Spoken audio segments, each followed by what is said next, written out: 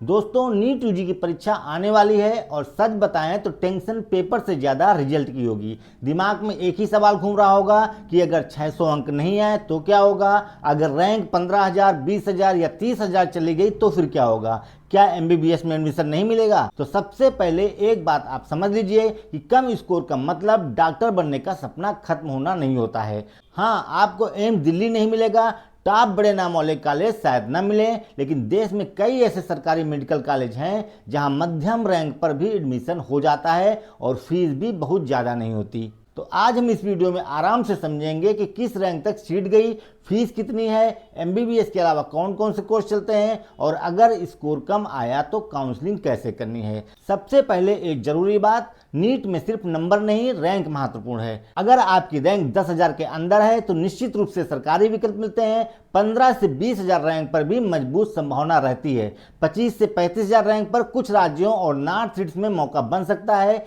इसलिए रिजल्ट से पहले ही रैंक के हिसाब से अपनी सोच बनाइए।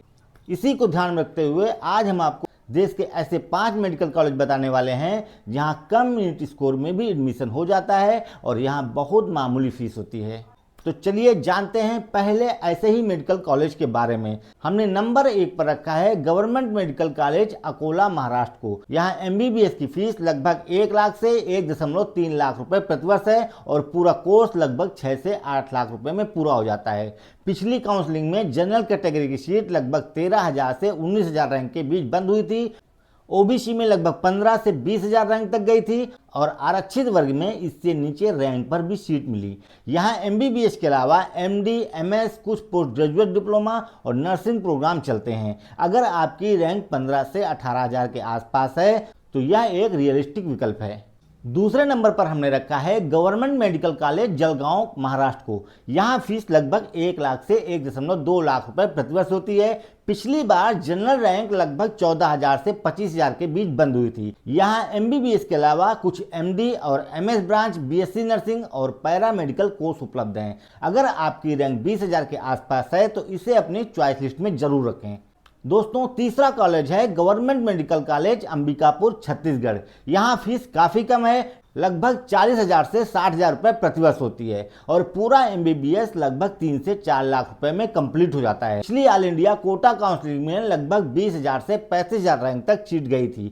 यहाँ एमबीबीएस के साथ एमडी, एमएस, नर्सिंग और कुछ डिप्लोमा कोर्स भी चलते हैं। अगर आपकी रैंक 25 से 30,000 है और बजट सीमित है तो यह एक अच्छा विकल्प हो सकता है। चौथा कॉलेज है Agartala government medical college Tripura. यहाँ फीस लगभग 40 से 45,000 रुपए प्रतिवर्ष होती है। पिछली बार जनरल रैंक लगभग 25,000 से 40,000 गई थी। यहाँ एमबीबीएस, एमडी, एमएस, नर्सिंग और पैरामेडिकल कोर्स उपलब्ध हैं। नॉर्थ ईस्ट को इग्नोर मत कीजिए, कई छात्रों को यहीं से सरकारी एमबीबीएस मिला है। पांचवा कॉलेज है government medical college Ratlam Madhya Pradesh. यहाँ फीस लगभग 1 लाख से 1.2 लाख रुपए प्रतिवर्ष होती है। जनरल रैंक लगभग 13,000 से 20,000 के बीच बंद हुई है। यहाँ एमबीबीएस के अलावा एमडी, एमएस और कुछ पोस्ट ग्रेजुएट डिप्लोमा कोर्स उपलब्ध हैं।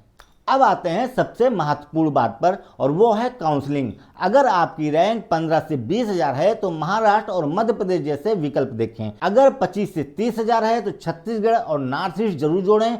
काउंसलिंग में सिर्फ अपने राज्य तक सीमित मत रहें। ऑल इंडिया कोटा में अधिक से अधिक चॉइस भरें। पिछले 2 से 3 साल की कट ऑफ जरूर देखें। चॉइस फीलिंग सोच समझ कर करें क्योंकि यह आपकी सीट तय करती है। अंत में याद रखिए कि कम नीट स्कोर का मतलब एमबीबीएस असंभव नहीं है। सही रैंक एनालिसिस, सही कॉलेज चयन और समझदारी से की गई काउंसलिंग से सरकारी एमबीबीएस संभव है। अगर आप चाहें तो अगले वीडियो में हम state wise safe rank list और पूरी काउंसलिंग प्रोसेस को विस्तार से समझा सकते हैं। इसके लिए आपको हमें कमेंट करके बताना होगा। तो दोस्तों आज के लिए बस इतना ही, मिलते हैं नेक्स्ट वीडियो में। धन्यवाद।